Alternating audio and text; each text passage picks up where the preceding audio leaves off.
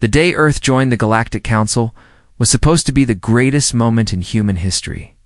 Ambassador Park stood before 12 alien species in the grand chamber of Devastation. His hands trembled slightly as he held the signed treaty. Humanity had finally proven itself worthy. They were no longer alone in the universe. "Welcome, humans of Earth," High Arbiter Varath announced. His voice echoed through the massive hall. He was tall and gray-skinned, with eyes that held no warmth. "You are now under the protection of the Council. No harm shall come to your world." The humans celebrated. Cities across Earth held festivals. Children looked up at the stars with wonder instead of fear. For the first time in history, humanity believed the universe was friendly. They were wrong. 3 months after the signing ceremony, Varath called a secret meeting. No humans were invited. No records were kept. In a dark chamber beneath the council halls, leaders of 12 species gathered to discuss one thing: the human problem. They advanced too quickly, Elder Mavith of the Solari said. His ancient voice cracked with worry. In 200 years, they went from wooden ships to space travel. No species has ever grown so fast. Warlord Kesson slammed his massive fist on the table. They breed like insects. Their population doubles every century. In 1,000 years, they will outnumber us all. Voreth nodded slowly. I have studied their history. They are violent. They fight wars among themselves constantly. Imagine what they will do when they turn that violence outward. But they've done nothing wrong. A quiet voice spoke. Ambassador Lyrith of the Velare stood in the corner. Her silver skin reflected the dim lights. They came to us in peace. They offered friendship. Today they offer friendship, Vorth replied coldly. Tomorrow they will offer demands. And the day after, they will offer conquest. We must act now, while they are still weak. The vote was held in silence. 11 species raised their hands in agreement. Only Lyrith refused. Her single vote meant nothing against the will of the Council. It is decided, Vareth announced. Humanity will be removed. 6 months later, the Council fleet arrived in Earth's solar system. They came under the banner of protection. They said they were delivering medical supplies and technology gifts. Earth's primitive defense satellites detected nothing unusual. The few military ships humanity possessed stayed in port, trusting their new allies. The attack came at midnight, Earth Standard Time. Bombs fell on every major city simultaneously. But these were not ordinary bombs. They carried a bioweapon designed by the Council's greatest scientists. It spread through the air like invisible fire. Within hours, people began to die. In Seoul, a young boy named Do-yeon watched his mother collapse in the kitchen. She coughed blood and reached for him, but her strength failed. His father tried to carry her to the hospital, but he fell in the street before reaching the corner. Do-yeon stood alone among the bodies of his neighbors. He's too young to understand, too shocked to cry. The plague spread across every continent. Hospitals overflowed within days. Doctors died beside their patients. Governments tried to organize responses, but their leaders fell sick too. Communication systems failed as workers abandoned their posts to be with dying families. 3 billion people died in the first month. The Council watched from orbit and called it a natural disaster. They broadcast messages of sympathy across the galaxy. A terrible plague has struck Earth, Voreth announced sadly. We tried to help, but their primitive medicine could not accept our treatments. For the safety of all species, Earth is now under quarantine. No ship may approach. The galaxy believed them. Why would they not? The Council had kept peace for 10,000 years. They were trusted. They were respected. And now, they were murderers hiding behind lies. But not everyone accepted the official story. Ambassador Lyrith could not live with what she had witnessed. In the dark of night, she copied the recordings of the secret meeting. She stole a small transport ship and flew toward Earth's dying system. Council patrols chased her, but she was faster. She transmitted her message to every human frequency she could find. This is Ambassador Lyrith of the Velare. I am sending you proof of the Council's crime. They did this to you. They fear what you will become. Do not let them win. Do not let humanity die. Her ship was hit by Council weapons moments after the transmission ended. She crashed on Mars, barely alive, where human survivors would later find her, deep beneath the mountains of Korea. Military bunkers that were built for old wars now sheltered the remnants of human leadership. General Park, father of the boy who would one day become Admiral Jun-ho, lay dying from the plague. The medicine was slowing it but not stopping it. His officers gathered around him. They had received Lirith's message. They had seen the proof. And they had felt the rage that comes when trust is betrayed completely. "They think we are finished," General Park whispered. His voice was weak, but his eyes burned with fury. "They think 3 billion dead means humanity is broken. They are wrong." He grabbed the hand of his young son Junho, who stood beside him. The boy was only 10 years old, but he would remember this moment forever. "Promise me," the general said. "Promise me you will make them pay. Not today. Not tomorrow. But someday, when we are strong again, when they have forgotten to fear us. Promise me." Junho looked at his dying father. He looked at the officers who had once commanded armies. He looked at the screens showing cities burning across his homeworld. And he felt something cold settle into his heart. Something that would never leave. "I promise," he said. General Park smiled and closed his eyes for the last time. Above Earth, the Council fleet departed. They left behind monitoring satellites to ensure no human ships escaped the quarantine. They filed reports declaring the human threat eliminated. They celebrated quietly among themselves, believing they had saved the galaxy from a dangerous species. They did not notice the bunkers hidden underground. They did not detect the submarines carrying survivors to secret islands. They did not see the small ships fleeing to hidden bases on the Moon and Mars. They did not understand that humanity was not a species that accepted death easily in the darkness beneath the mountains. Surrounded by the last survivors of his people, young Junho made his first decision as a leader. He ordered the construction of new ships. Secret ships. Ships built for one purpose only. Revenge. The Council had made a terrible mistake. They had not destroyed humanity. They had only made humanity angry. And an angry humanity was something the galaxy had never seen before. They would learn. In time, they would all learn. 30 years passed in silence. The galaxy forgot about Earth. Council historians wrote that humans were a failed species, destroyed by their own biological weakness. Children of alien worlds learned about humanity as a warning tale. They grew too fast, teachers would say. Nature corrected the mistake.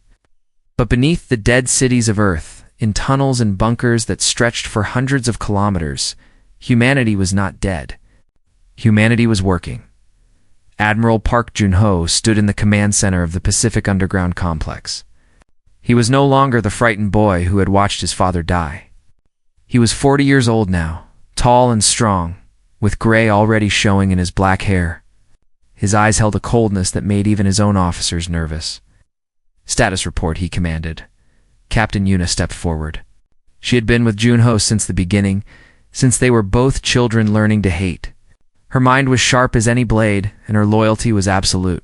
"Shipyard 7 has completed another 50 vessels this month," she reported. "Total fleet strength is now 912 combatrity ships.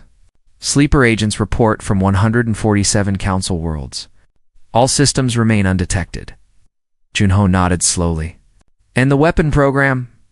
"Dr. Hannah will report personally." A door opened, and a small woman entered the room. Dr. Hannah looked tired. She had spent the last 20 years sleeping only 4 hours a night, driven by a fury that matched Junho's own. Her parents had died in the first wave of the plague. Her sister had died in the second. She had survived only because she was already working in an underground research facility when the bombs fell. "The gravity cannons are ready," she announced without greeting. "I have tested them on asteroid targets. They work better than predicted. One shot can collapse a Council battleship into a sphere the size of a house." General Kim Tae-woo grinned. He was a large man with scars on his face from training accidents. He commanded the ground force's 50,000 soldiers who trained every day for combat they had never experienced. "What about the bioweapon countermeasures?" he asked. "If they try the same trick again?" Hannah allowed herself a small smile. I solved that problem 15 years ago. Every human on Earth and in our colonies has been immunized against every biological agent the Council has ever created. I also developed several agents of our own, but I hope we will not need them." "Why not?" Taiwu asked. "Because I want them to see their death coming. I want them to know it was us. A plague is too kind. They deserve to watch their worlds burn." Junho raised his hand. "We will discuss targeting later. First, I want to hear from Commander Minji." Minji was young, only 25, but she had inherited her grandfather's gift for communication and intelligence work. She controlled the network of sleeper agents spread across Council space. These agents were humans who had been surgically altered to look like aliens, living among enemy populations for decades. "The Council believes we are extinct," she reported. "They stopped monitoring Earth's system 20 years ago. Their patrol schedules are predictable. Their communication codes have not been changed in 15 years. They have become lazy." "And the Valeri?" Junho asked. "Ambassador Lyrith is still alive. We found her on Mars as my grandfather's records indicated. She has been helping us understand Council politics and weaknesses. She wants to testify when the time comes." Junho thought about this for a moment. Lyrith had risked everything to warn humanity. She had been hunted by her own people for 30 years. She was the only alien he did not want to destroy. "She will have her chance," he said finally. "What about our first target?" Captain Yuna brought up a holographic display. A planet appeared, covered in red deserts and massive cities. "Koroth Prime," she said. "Homeworld of Warlord Kessin. He commanded the fleet that delivered a bioweapon to Earth. His species believes they are the greatest warriors in the galaxy. They have never lost a battle. They have never fought humans," Taiwu said. In another section of the complex, Lieutenant Doyan sat in a flight simulator. He was 37 now, one of the best pilots humanity had ever produced.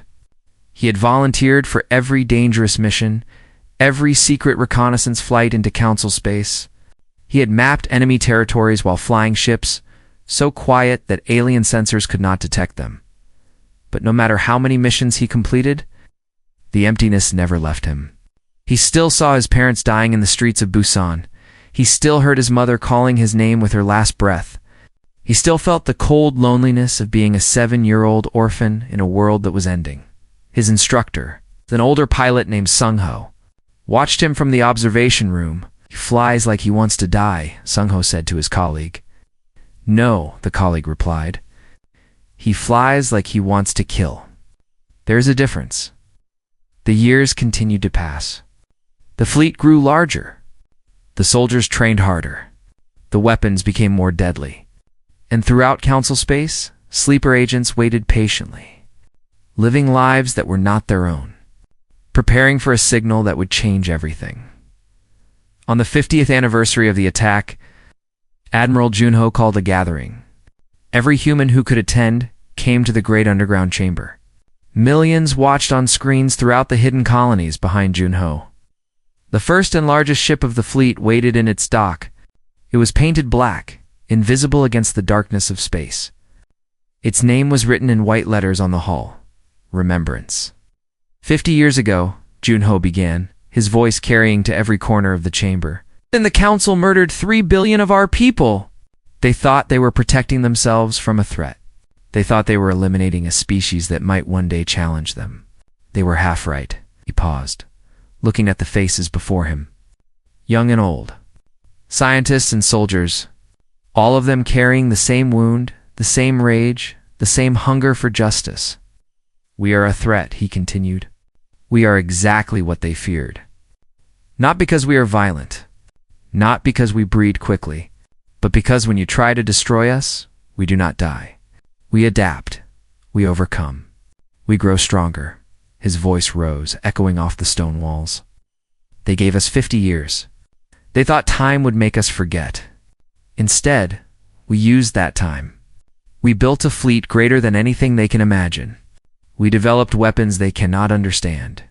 We placed our people in their governments, their militaries, their homes, and now we are ready." The crowd was silent, hanging on every word. "Tomorrow, the remembrance leads our fleet out of hiding. Tomorrow, The galaxy learns that humanity still lives. Tomorrow, we begin teaching them why they should have feared us all along." The chamber erupted in cheers. The sound was deafening, released after decades of silence and waiting. Soldiers embraced. Scientists wept.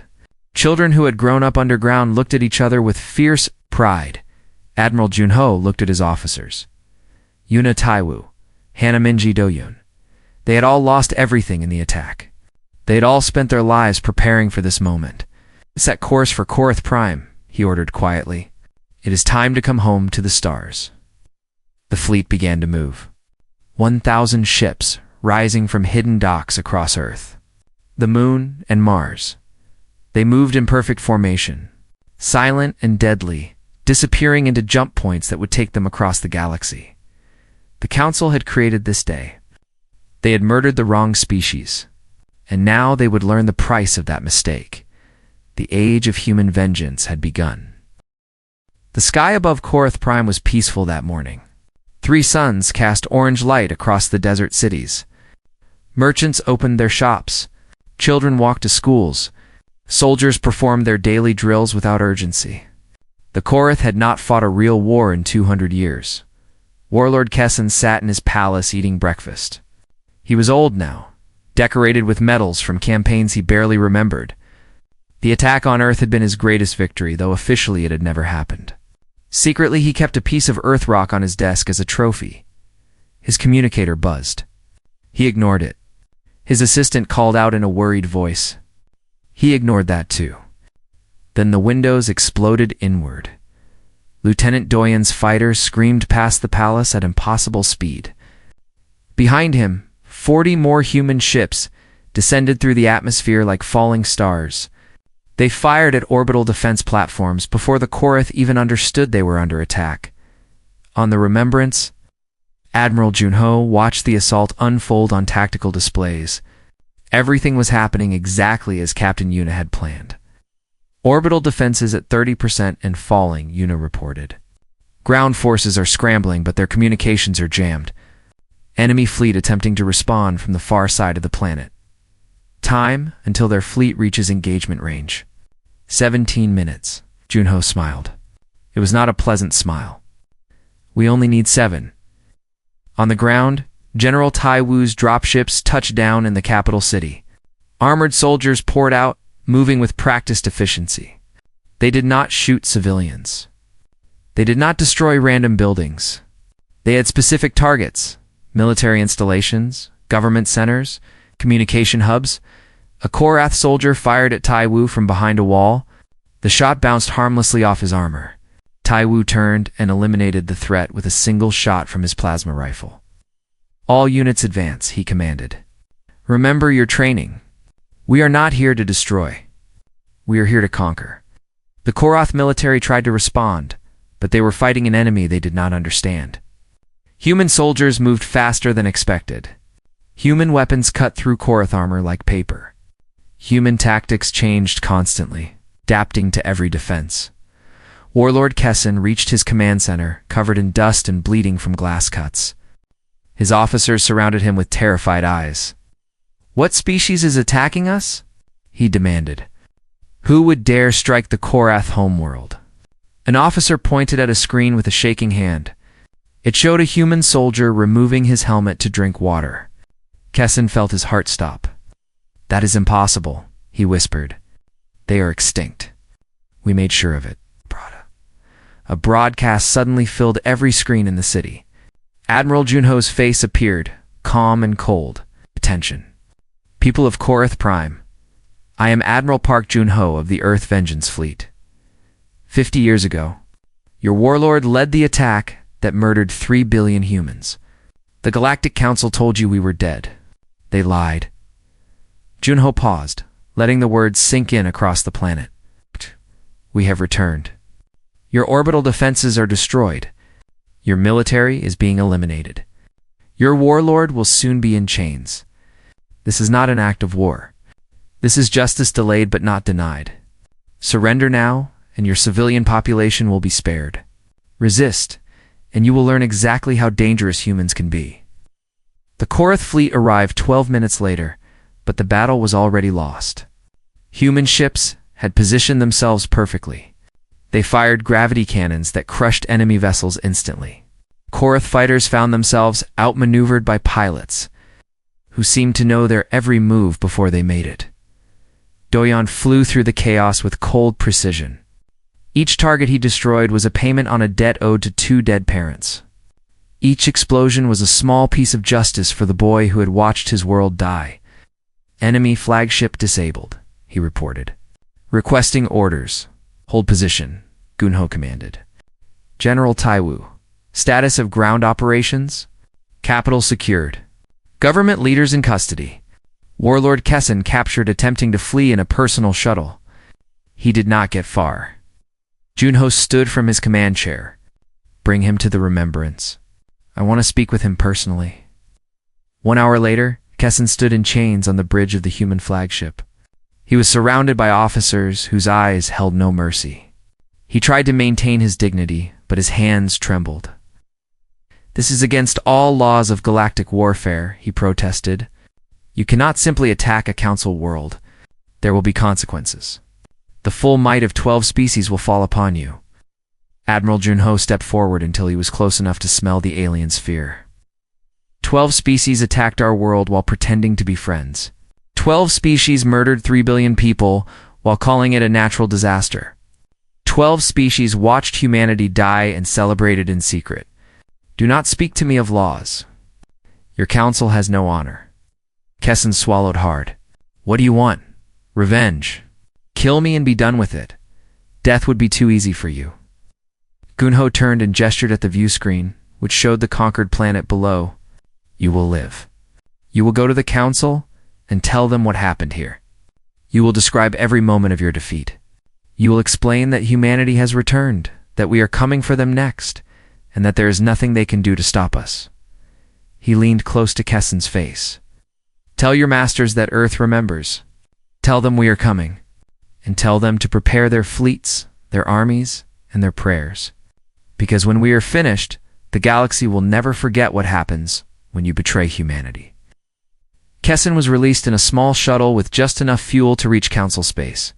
He flew through the darkness, trembling with fear, carrying a message that would shake the foundations of galactic civilization back on the remembrance. Commander Minji received intercepted communications from across council space. The news of Korath Prime's fall was spreading like fire. High Arbiter Vorath has called an emergency session, she reported. He is demanding that all council species send their fleets to Thesser for a unified response. They are scared, Admiral. Very scared. Eunice studied the tactical projections. If they combine their fleets, they will outnumber us 5-1. Junho nodded.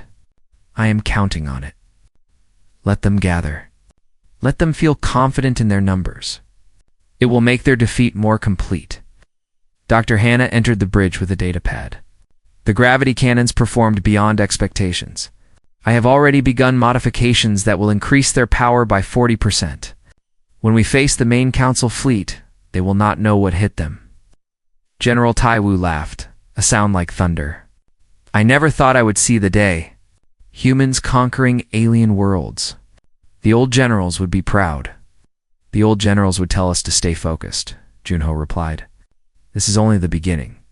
We have won a battle, not the war. The council will throw everything they have at us. We must be ready. He looked at his officers, his family of warriors who had grown up alongside him in the darkness underground. Get some rest. Enjoy this victory. But tomorrow we plan for Thesser. Tomorrow we prepare for the real fight. As his officers departed, Junho stood alone on the bridge. Through the view screen, he could see the stars stretching endlessly into the distance. Somewhere among them, the council was gathering its forces, preparing to crush humanity once and for all. They still did not understand. They still thought numbers and history were on their side. They still believed that the old order could survive. They were wrong. And soon, very soon, they would learn exactly how wrong they were. The age of human vengeance was just beginning. The council fleet gathered at Thesser like storm clouds before lightning. 10,000 warships from 12 species formed the greatest armada the galaxy had ever assembled.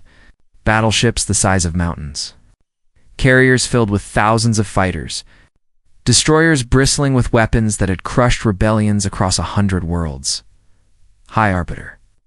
Vorith stood on the flagship Eternal Justice and surveyed his forces with satisfaction. The humans had been lucky against the Korith, he told himself. They had used surprise and tricks. Against a prepared enemy, against overwhelming numbers, their small fleet would be crushed like insects. "All ships report ready," his admiral announced. "We await your command." Vorith nodded slowly. He had made a mistake 50 years ago. He had not finished the job.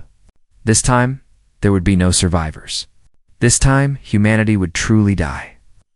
"Signal the fleet," he commanded. "We move at dawn." On the other side of the system, Admiral Junho stood on the bridge of the Remembrance. Behind him, 2,000 human ships waited in formation. Compared to the Council Armada, they looked pitiful. Any neutral observer would have bet everything on the Council victory. But neutral observers did not know what Junho knew. "Commander Minji, are agents in position?" "Confirmed. 347 sleeper agents active across the Council fleet. They await your signal." "Dr. Hannah, weapon status?" "All gravity cannons upgraded and ready. New targeting systems will allow simultaneous firing on multiple vessels. The Council has never seen anything like what we are about to do. General Taiwu. Boarding parties standing by. 20,000 Marines and assault shuttles ready to launch on your command. Captain Yuna." Yuna smiled, cold and confident. "Their fleet movements match our predictions exactly. They are forming a standard Council battle formation, the same one they have used for 5,000 years. They have no idea we have studied every battle they have ever fought." Junho looked at Lieutenant Doyen, who stood at the tactical station. The young pilot's face was calm, almost peaceful. This was the moment he had trained for his entire life. "Doyen, you lead the first strike. Are you ready?" "I have been ready for 30 years, Admiral." "What?" Junho turned to face the view screen. The distant dots of the Council fleet were just visible against the stars. "Today we fight not just for ourselves, but for everyone who died 50 years ago. Today we show the galaxy what happens when you murder human children in their beds. Today, we make them pay." He raised his hand. "All ships, attack." The human fleet surged forward like a wave of darkness. They moved in patterns the Council had never seen, flowing and shifting constantly, never staying in predictable formations. Vorith watched the approaching humans with confusion. What are they doing? Their tactics make no sense. "Perhaps they are panicking," his admiral suggested. They were not panicking. They were hunting at exactly the right moment. Junho gave the second command. "Activate the agents." Across the Council fleet, 347 humans revealed themselves. They had lived as aliens for decades, trusted members of crews and command staffs. Now they moved with deadly purpose. Explosions ripped through engine rooms. Navigation systems failed. Weapons locked and refused to fire. Vorat's flagship shook as something exploded deep in its hull. Alarms screamed throughout the ship. "What is happening?" he demanded. Sabotage. We have traitors aboard." Before Vorath could respond, the gravity cannons fired. Dr. Hannah had spent 30 years perfecting these weapons. She had designed them to collapse matter into impossibly small points, using the enemy's own mass against them. When the first volley hit the Council fleet, 300 ships simply crumpled and vanished. Panic spread across the Armada. Ships tried to scatter, but their formations had been designed for coordinated battle, not desperate flight. They collided with each other. They fired wildly, sometimes hitting their own allies. Doyen led his fighter squadron into the chaos. He moved through the battle like death itself, destroying targets with mechanical precision. His squadron followed his lead, exploiting every gap in the enemy defenses. "Enemy carrier disabled," he reported without emotion. Moving to secondary targets. General Taiwu's boarding shuttles launched. They attached to enemy ships like parasites, cutting through hulls with plasma torches. Marine squads poured into alien vessels, fighting through corridors that had never known combat. The Council species had not experienced real war in centuries. They had relied on their numbers and their reputation. They had forgotten how to fight against an enemy who was not afraid to die. Human soldiers were not afraid. They had grown up underground, training for this moment. They had inherited the rage of their parents and grandparents. They fought with a fury that terrified aliens who had never seen such commitment. Captain Fruna coordinated the assault from the Remembrance, adjusting tactics in real time, exploiting every weakness. Their left flank is collapsing. Have the 3rd and 5th Divisions push the advantage? 4th Division. Target the Solari command ship. If we take out Elder Mavith, their entire contingent will lose coordination. Hours passed. The greatest fleet in galactic history was being torn apart piece by piece. On his flagship, High Arbiter Vorath watched the destruction with growing horror. Half his fleet was gone. The other half was fighting desperately just to survive. Human ships moved through the chaos untouched, somehow avoiding every attack while delivering devastating blows. Signal retreat, he commanded. All ships fall back to the secondary rally point. But there was no organized retreat possible. Ships fled in random directions, pursued by human hunters. The battle had become a slaughter. The Eternal Justice's engines were still functional. Vorath ordered maximum speed, trying to escape the massacre. For a moment it seemed like he might succeed. Then Doyen's fighter appeared directly ahead. Admiral Doyen reported calmly, "I have the Council flagship in my sights. The High Arbiter is attempting to flee. What are your orders?" Kunho considered for a moment. Killing Vorath would be satisfying. It would be justice. The alien had ordered the death of 3 billion humans, but dead Vorath was just another casualty. Alive, he was a symbol. Alive, he could be made to answer for his crimes before the entire galaxy. Disable his engines. I want him captured alive. Doyen fired with surgical precision. The flagship's engines exploded, leaving the vessel drifting helplessly.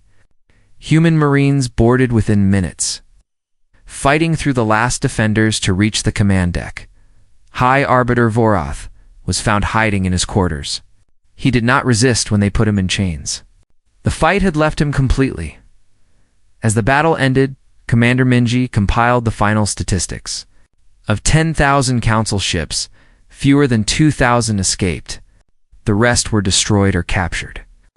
Human losses were 300 ships and approximately 8,000 lives. It was the most lopsided victory in galactic history. On the bridge of the Remembrance, Junho addressed his fleet. The Council fleet is broken. Their leaders are in chains. 50 years ago, they thought they could murder us without consequence. Today, they learned the price of that mistake. The reckoning has come. Cheers erupted across 1,000 ships. Soldiers embraced. Pilots wept with relief and joy. The impossible had been achieved, but Junho did not celebrate. He stood silent, watching the wreckage of the enemy fleet drift through space. Each destroyed ship represented aliens who would never go home, families who would grieve, children who would grow up without parents. Was this justice? Or was this vengeance? Was there a difference? He did not know. But he knew one thing with absolute certainty. The war was not over. The galaxy still had to be rebuilt, and the hardest decisions were yet to come. He turned to Captain Yuna. Set course for Council headquarters. We have a trial to prepare for, and a new order to establish. The Remembrance jumped to hyperspace, leading the victorious fleet toward a galaxy that would never be the same. The trial of the century took place in the same chamber where humanity had been welcomed 50 years earlier. Now, the seats were filled with human soldiers instead of alien diplomats. The grand murals depicting Council history looked down on a very different scene. High Arbiter Vorath stood in chains before the United Earth Tribunal. His gray skin had turned pale. His proud posture had crumbled. Behind him, the surviving Council leaders waited for their judgment. Admiral Junho sat at the head of the tribunal, flanked by his officers. Commander Minji operated the evidence systems. Captain Yuna watched the prisoners with cold eyes. General Taiwu's soldiers lined the walls, weapons ready. This tribunal will now hear evidence regarding the genocide of Earth, Junho announced. His voice echoed through the silent chamber. The accused are charged with conspiracy to commit mass murder, biological warfare against a civilian population, and crimes against humanity. The evidence was overwhelming.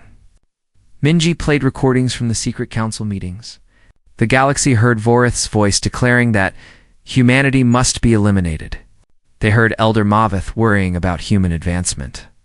They heard Warlord Kessin laughing about how easy the attack would be. Then Ambassador Lyrith testified. She walked slowly to the witness platform, her silver Valari skin reflecting the lights. She had spent 30 years in hiding, waiting for this moment. I was present at the meeting where they voted to destroy Earth, she said. I was the only one who objected.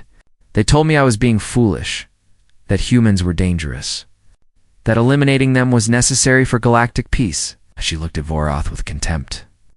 They murdered 3 billion innocent people to protect their power, not to protect the galaxy, not to prevent war, simply because they feared what humanity might become.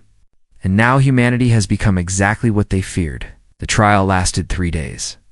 Every piece of evidence was presented. Every accused leader was given a chance to defend themselves. Most said nothing. A few tried to justify their actions with claims of security and necessity. None showed genuine remorse. On the final day, Junho called his officers to a private meeting before delivering judgment. What do we do with them? He asked simply. General Taiwu spoke first. Execute them. Every single one. They showed us no mercy. Why should we show them any? Dr. Hannah nodded. I have developed weapons that could sterilize their homeworlds. We could ensure that no species ever again threatens humanity. Ow. The room fell silent. This was the moment they had worked toward for 50 years. They had the power to eliminate every species that had participated in the genocide. No one could stop them. Captain Yuna shook her head slowly. If we do that, we become what they accused us of being. We become the monsters they tried to prevent.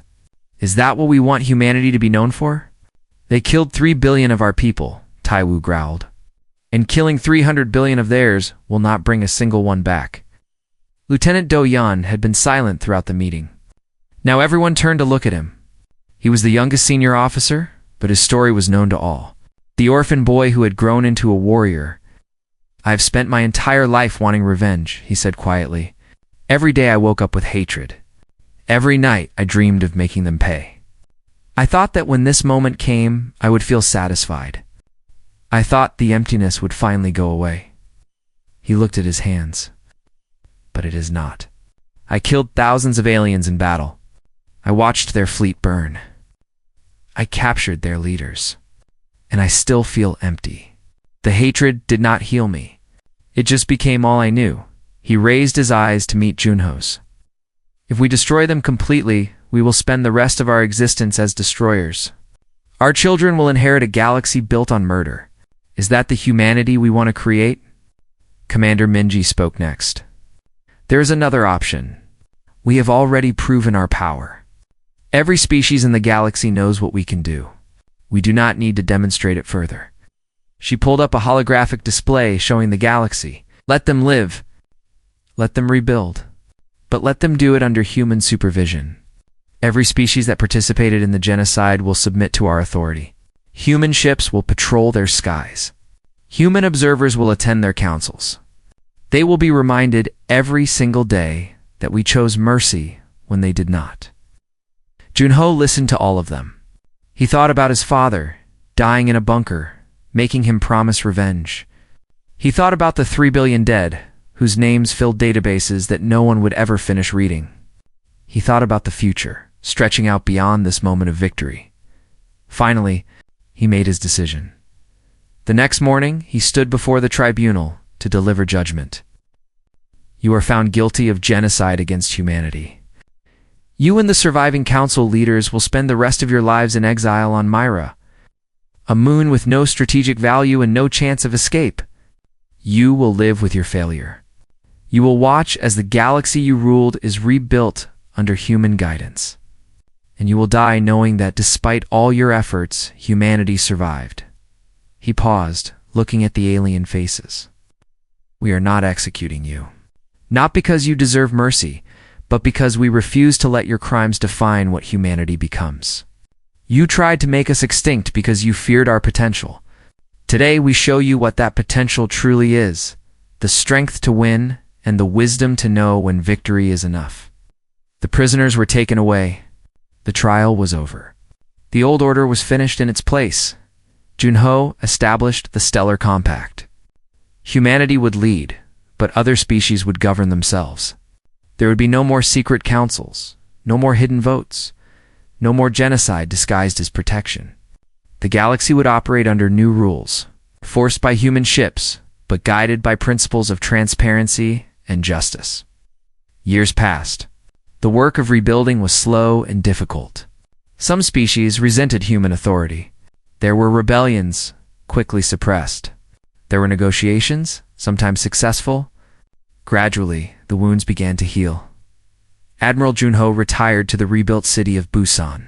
He was old now, his hair completely white, his body tired from decades of war and governance. He spent his days watching ships in the harbor and children playing in parks that had been built where ruins once stood.